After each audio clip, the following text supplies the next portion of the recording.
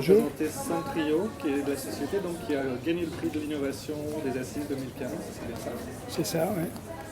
Avec quel produit, quelle innovation justement? Centrio, c'est une start-up qui s'occupe de la protection des réseaux industriels. Et notre solution s'appelle Centrio ICS Cybervision, ICS pour Industrial Control System.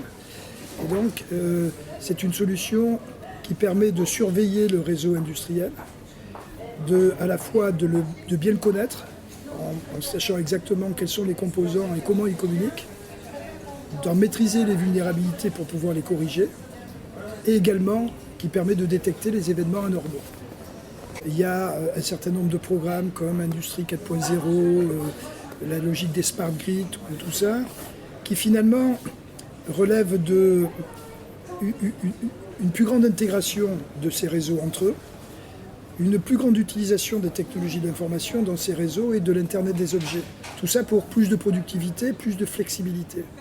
Du coup, ces réseaux qui étaient traditionnellement fermés et propriétaires deviennent ouverts et utilisent des technologies standards et donc sont vulnérables.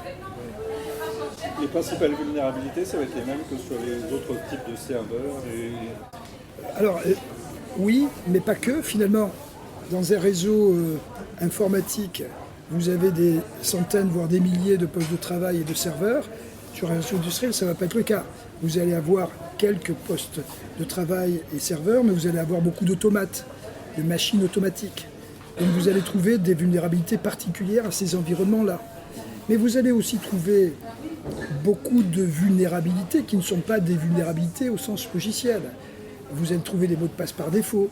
Vous allez trouver des systèmes qui sont pas, où il n'y a pas de moyenne d'authentification.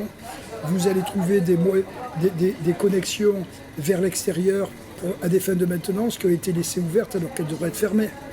Donc, ce qui se passe, c'est qu'il y a beaucoup de ce que j'appellerais de points de faiblesse qui ne sont pas des vulnérabilités au sens logiciel du terme, mais qui font peser une menace sur le système. et les protocoles spécifiques aussi au monde industriel que vous devez protéger. Donc un réseau industriel, c'est un réseau machine-to-machine. Il communique avec des protocoles qui sont ceux du monde industriel.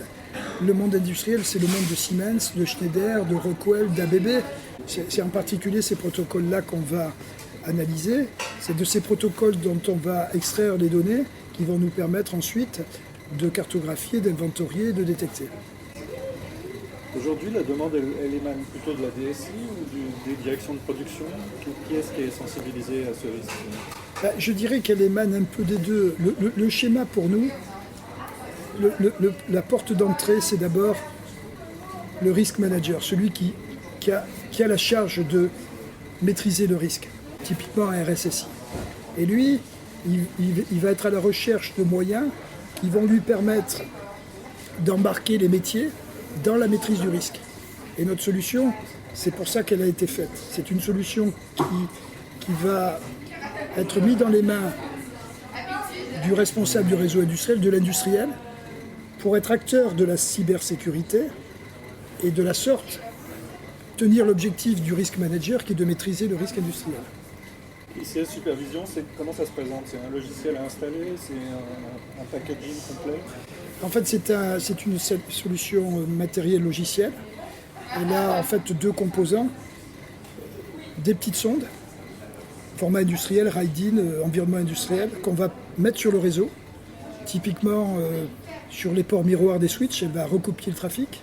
Et ces sondes, on va appeler ça des capteurs, elles vont faire une seule chose, c'est qu'elles vont analyser le trafic et extraire des métadonnées, les envoyer sur ce qu'on appelle le serveur de cybervision, qui lui est une appliance format informatique, on va dire.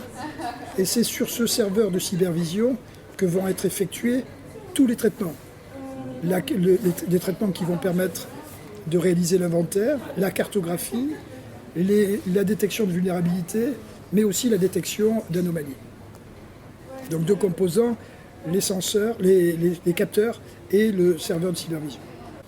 Alors en fait, c'est quand même un marché émergent dans lequel les rivaux que l'on a identifiés sont des startups comme nous, essentiellement israéliennes ou américaines. Pour autant, c'est des rivaux extrêmement sérieux. Nous, on pense qu'on va se différencier de deux manières. La première, c'est qu'on a vraiment mis le paquet sur l'adaptation de notre solution en matière notamment d'interface utilisateur à le client numéro un de notre solution, c'est l'automaticien. Et c'est la coopération entre l'automaticien et l'expert en cyber au moment où on a besoin d'experts en cyber. Là où, à notre sens, la plupart des autres solutions tombent dans le travers de beaucoup de solutions de cybersécurité, c'est qu'elles sont faites pour des experts en cybersécurité. Or, on ne croit pas qu'il pourra y avoir une protection efficace d'un réseau industriel sans que l'automaticien soit au cœur de cette protection. Donc pour nous, ça, c'est un élément différenciateur clé. Le deuxième élément différenciateur clé, c'est le fait que le monde industriel, c'est un monde dans lequel il y a encore un écosystème européen. Les leaders européens et mondiaux s'appellent Siemens, s'appellent Schneider, s'appellent Dassault Systèmes, s'appellent SAP. Et nous, on conçoit notre système d'abord pour cet écosystème-là. Évidemment, on a le souhait ensuite de s'implanter aux États-Unis ou en Asie, mais dans un premier temps, on veut être les plus forts en Europe.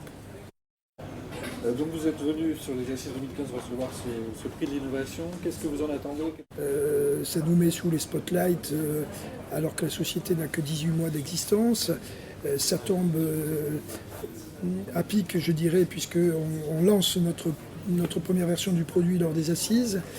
Donc pour nous, c'est effectivement un formidable booster pour la relation avec le marché et nos clients. On peut rappeler que l'équipe aujourd'hui, donc elle a 18 mois d'existence, elle est toute jeune. C'est combien de personnes? Aujourd'hui, c'est une dizaine de personnes. Donc on est en phase de levée de fonds. On pense pouvoir boucler ça dans le mois qui vient, ce qui nous donnera les moyens d'accélérer notre développement, essentiellement au niveau vente et marketing, sachant que la particularité de Centrio, c'est qu'elle se définit comme opérant sur un marché domestique qui est la France et l'Allemagne.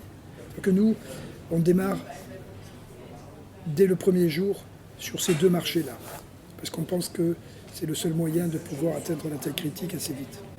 Pour les industriels qui seraient peut-être réticents justement à une première version, à un premier produit tout jeune qui vient de démarrer, qu'est-ce que vous répondez? Je répondais qu'on a un packaging de notre solution qu'on appelle un starter kit, c'est-à-dire en gros c'est la solution telle que je voulais exposer, mais avec le centre de cybervision sous la forme d'une machine virtuelle dans une valise, c'est-à-dire quelque chose de mobile. Et donc on peut mettre à disposition notre starter kit sur une période de 1 mois ou 2 mois et mener avec le client une expérimentation en vraie grandeur. Ça lui permet déjà d'avoir une idée très précise.